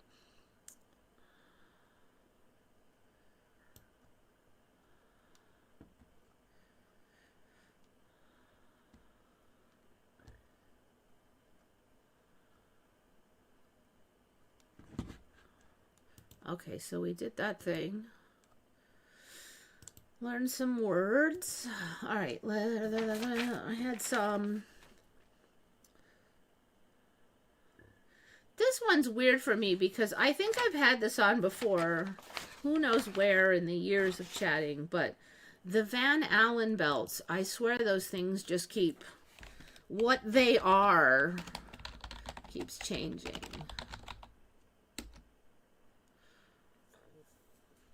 So it used to be the Van Allen belt, but now it's the Van Allen radiation belts. So there was a Van Allen belt for me, and that was a belt of like a rocky, like spray of rocks and debris. A lot of them were kind of small, and so they were saying, oh, you know, we can't get out far through the solar system because the Van Allen belts would be very hard to fly through because they would poke little holes in the ship, and you can't dodge because there's a whole bunch, and you could just maybe pray that it didn't poke a big hole or something, and one of them could even shoot through an astronaut and kill them. And so that was the thing, that they were a barrier that we'd have to figure out how to deal with. But they were way out there. And then at some point, some years ago, I'm like, wait, the Van Allen belts now are between us and the moon. Because now they're like, how can you get through the Van Allen belts to get to the moon? So how come they didn't all get poked with like little tiny pieces of rock, right? So then, well, maybe they got lucky, you know, because they're basically flying out there with what looks like tinfoil ships. So now apparently they're this weird. So when it first showed up, it was the Van Allen belt. One belt. Okay, then it was the Van Allen belts, because there was kind of like some striations in the main belt. Like there's a clump here and then another clump here. So that became belts. But now apparently it's just this weird, I don't know, what is it even? Donut-shaped zones of energetic plasma, I guess. Prime life protons and electrons trapped by the magnetic field. Discovered in 58 by James Van Allen using data from Explorer 1 satellite. All right. That's interesting because it's back to one belt now, but there's kind of two. Let me see if I can find. Because there's kind of two because I think that's each one of these a belt, right? So I would say that's a belt, but here it's just one. Was it a big Mobius strip? I don't know. Let's see. Oh, there's an inner and an outer. Okay. Well, why isn't there an S on that? Okay. Radiation, outer radiation belt, inner radiation belt, and then there's another one over here. Why is there not an S on that? This is all crap. It's some kind of weird plaza electron field now. It was rocks. Rocks, god damn it. What the heck? Is that what it is? It's a rose. It was rocks, now it's a rose. Okay. I don't know. Wait. That's what it is? What's this thing up here? It looks like a spaceship. This must be like some kind of little ball bearing they're doing an imaging of. The more I look at it, the more I have no idea what shape it is. All right. All right, so the Van Allen belt, I don't know. It should be two.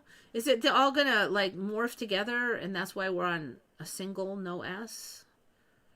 Most of which originate from the solar wind. So, like, now it's really not that much of a barrier because they said, oh, there's kind of high radiation, but they look for parts of the belt with lower radiation. Like, I don't really get if this is a magnetic field thing that there's going to be areas with low radiation. And then they go, oh, they shoot through it real fast. Like, the astronauts, like, zoom through real quick. I mean, I don't know. It looks like it's pretty effing big, so I don't see how they zoom through it real quick. So I could still see this being not good for astronauts, but it's not the barrier it once was. I guess it would depend on how high the radiation is, which radiation levels vary. I mean, so what, they go when there's low solar winds, which happen to be April 1st, April Fool's Day. I don't know, but I like, this is not what it was. So that it's just,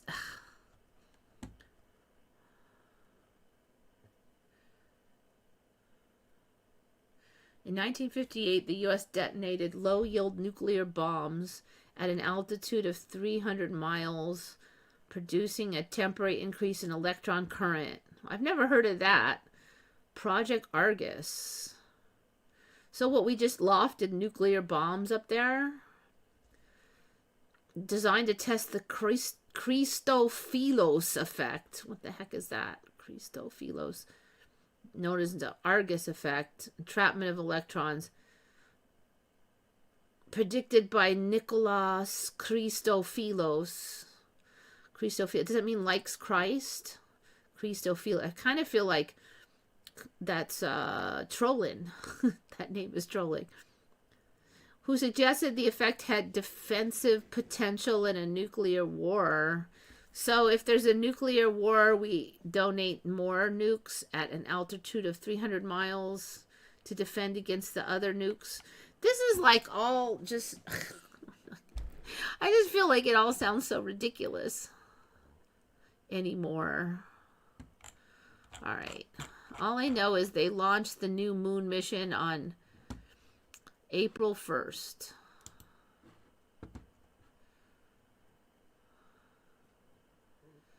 Scientists can say anything they want. Everyone believes them. I kind of feel like now suddenly online, nobody believes them. Even if there's a pretty good sounding logical explanation, we've gotten the reverse. Like, I was hungry, so I went to get a burger. Nuh-uh, we know you really went to burger because you were child trafficking, and the burger is like, yeah. I mean, like, I don't know. It just seems like it's gone the other way to an extent. Like, you know what it is? I think it's this. People just assume they could take a little tiny bit of information and know what happened, like, for sure. Like, a lot of these things I'm like, that's interesting. It kind of doesn't make sense, but I'm not 100%. Like, I don't think I saw this little bit of data and I have the answer for sure. And that seems to be one of the things that really is weird, is that they're sure that they have the answer. And I get it. You want to think you know, right? But if there is not enough data, then you got to have to, if you're honest with yourself, you have to sit on the fence. Like, I think that the launches and a bunch of stuff about it look fake to me. I think they're likely faking some stuff, but that does not mean I know like every answer. I don't know if the earth is flat. Because they fake this does not mean the earth is flat, aliens exist, and 700 other things. It just means they faked it. And there's a lot of reasons why they could do that. So if you just have this one data point, they say you assume that they did fake some parts of the launch. It doesn't tell you a lot other than that they faked some parts of the launch. It doesn't tell you why.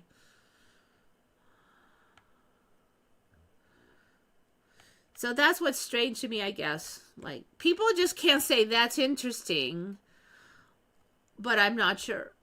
Like, everybody has to, not everybody, but so many people have to feel like they have the answer. And a lot of times the answer they have ignores a whole bunch of other stuff that they've just pushed out, you know, evidence to the contrary.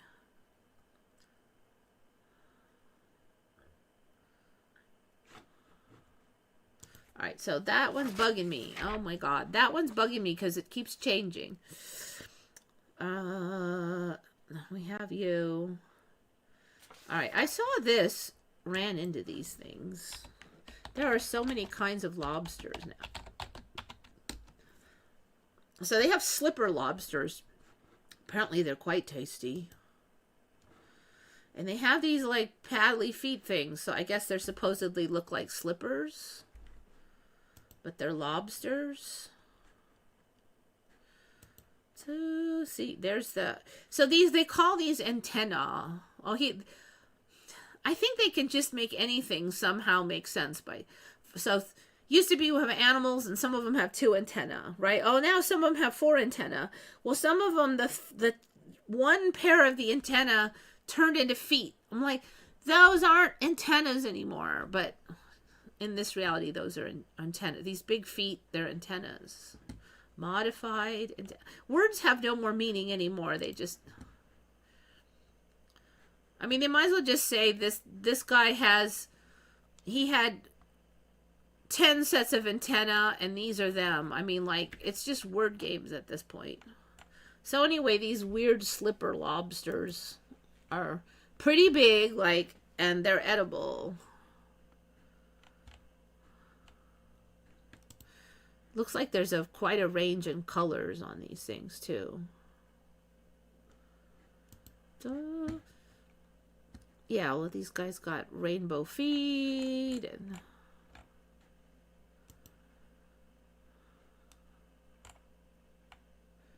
Even the shape is bizarre. Look at that thing. That one's yellow. Oh, look, red. Sleeper lobsters. Oh, for me, there was only one moon landing, so the Apollo missions are for sure a big fat ME for me.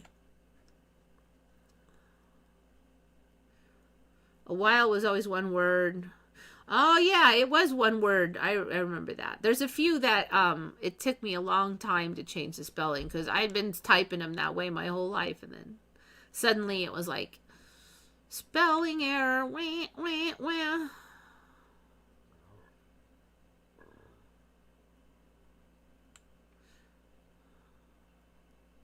Today it'll have 1 L, tomorrow it'll have 2 L's, the next day it'll be either one is acceptable. That's kind of spelling I kind of give up sometimes.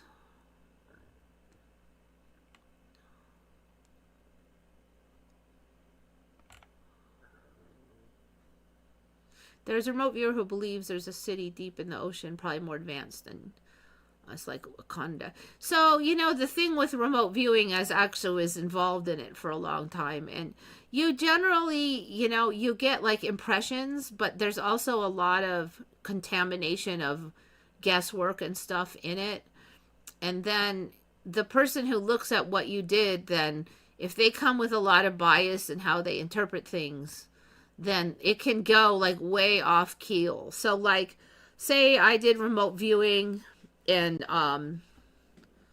here's this, maybe, so you're supposed to practice on known targets, and then you can try to do some like unknown targets. So say my target was this grapeseed extract pill, okay?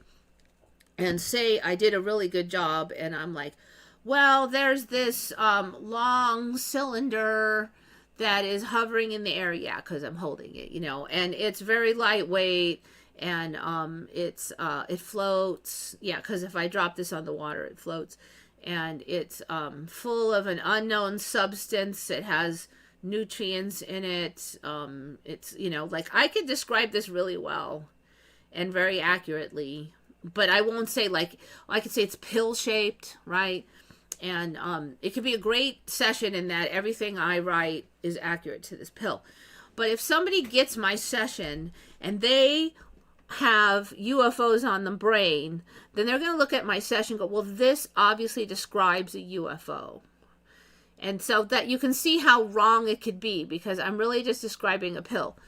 So people like way overreach all the time in UFO, and then like in Mandela or in remote viewing, and it comes down to like too much bias and hopium and stuff. So really gotta take it with a grain, like huge grains of salt, if you don't know all about that viewer, because it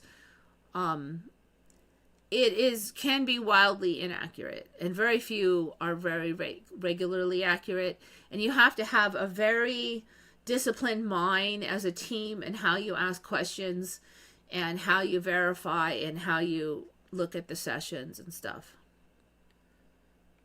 Like, if you're trying to find out if this person likes or hates this other person, that's kind of like a real simple question you can ask. Like, okay, the cat's feelings about the dog. Okay, there's a question. How does the cat feel about the dog? And you have a specific cat and a specific dog.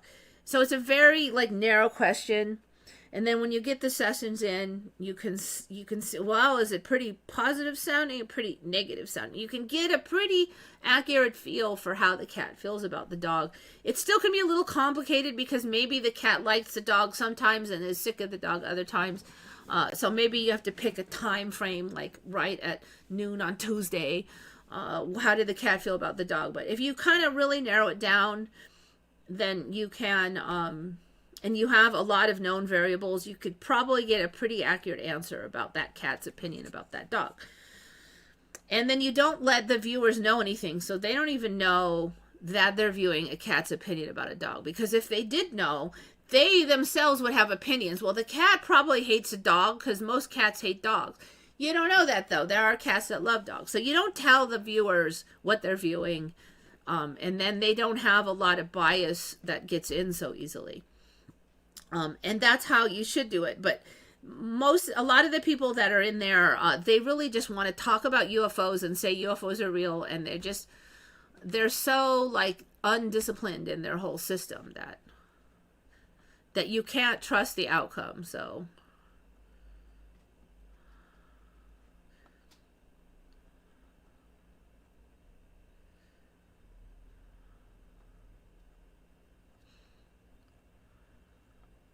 my cat is telling me it's time to go to bed.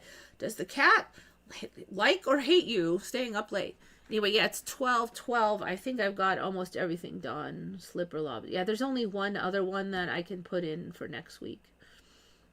Anyway, that's my narrative on the remote viewers. You need to know their track record, how they're determining how they're interpreting their data and like that. There are a few very, very good remote viewers, but even them are sometimes wrong. So there's that too.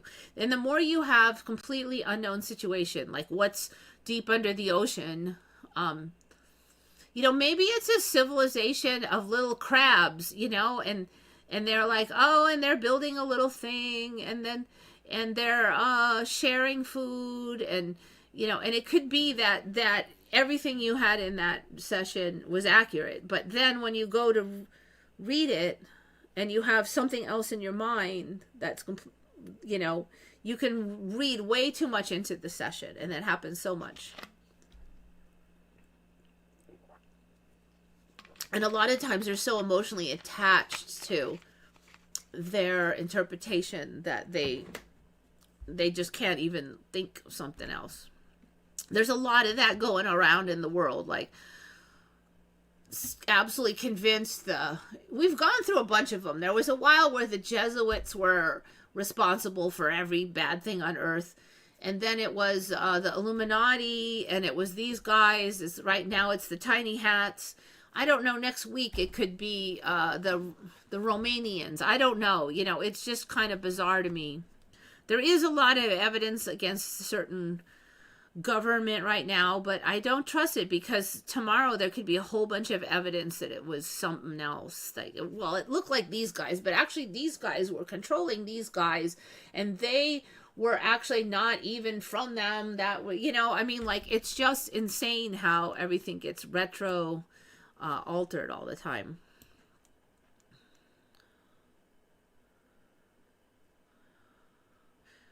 All right, so yes, it is late. It's been 2 hours. So hopefully you weren't too bored with all the yakking. You know the drill. Think good thoughts, everybody. Thank you so much for coming. This is Eva signing off for Once Upon a Timeline.